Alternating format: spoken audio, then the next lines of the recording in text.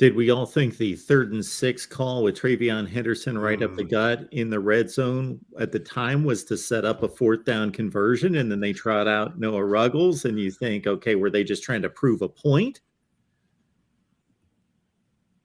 That's one that's hard to like, and I don't know that he has talked about that one. We threw a bunch of questions at him after the game, and then yesterday, I don't know about. He mentioned that one. I don't remember what his thinking was on it, but to me it felt like they were setting up a field goal and they just wanted points. Yeah, that's what my impression at that moment was. A couple of the decisions that seemed weird to me were you're up a point, and the obvious little card thing says you go for 2. Having a false start, I can't. If I was a $10 million a year college football head coach, I can't imagine that a 5-yard false start penalty would dissuade me from going for 2 just because they moved it from the 3-yard line to the 8-yard line.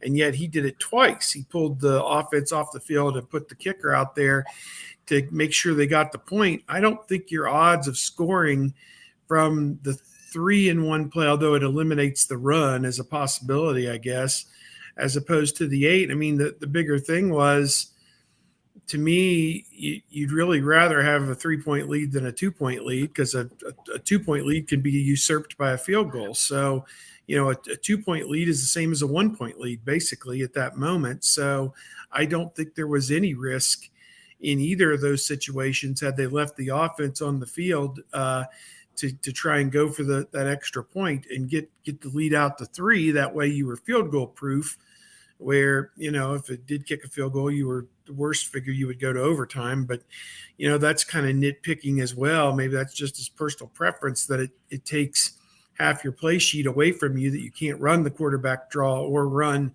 some kind of power running play that, could power it in from the 3-yard line. But, again, small things that again,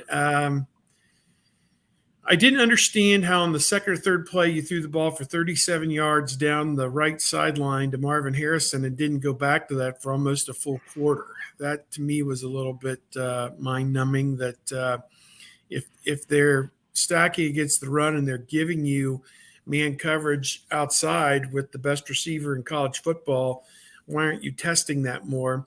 Marvin Harrison did have one of the best days, that any OSU receiver could have. I mean, 10 catches for 185 yards, no touchdowns, but he converted 10 first downs. 10 of his catches, or rather, that's not true. He had 10 catches. I don't know. I'm off base. They were all for first downs, I believe. They were all for first downs. Is that correct? I believe that was in the game notes from Jerry Emig. Okay.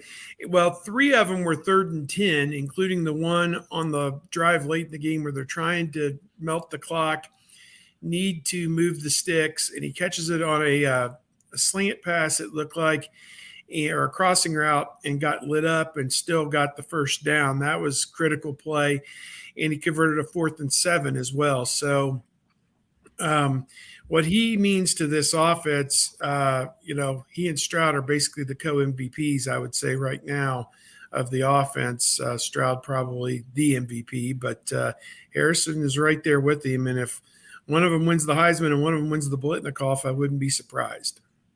Just real quick on the 2-point conversion thing, because I'm with you, Steve. But he kind of lucked into, when they decided to kick the extra point instead, he kind of lucked into having a 9-point lead then at 30-21, which could have been an 8-point lead had they not gotten it, had gone for the 2 and not gotten it. So they kind of lucked into that one. I also think that you go into every game with a 2-point play or a couple, and sometimes now you have to probably have 3. Didn't have it from the 8. Better start working on them from the 8, because know that full start's coming, bro. Well, and that's the thing. It's like, do you go with because they have plays and situations. I need the Annie-Agar flag going up in front of me here. Do you go with a 3rd and 7, 3rd and 10, like something like that? And so it's like, you know what, just kick it and go on to the next play. I think maybe that probably had something to do with it as well. Yep.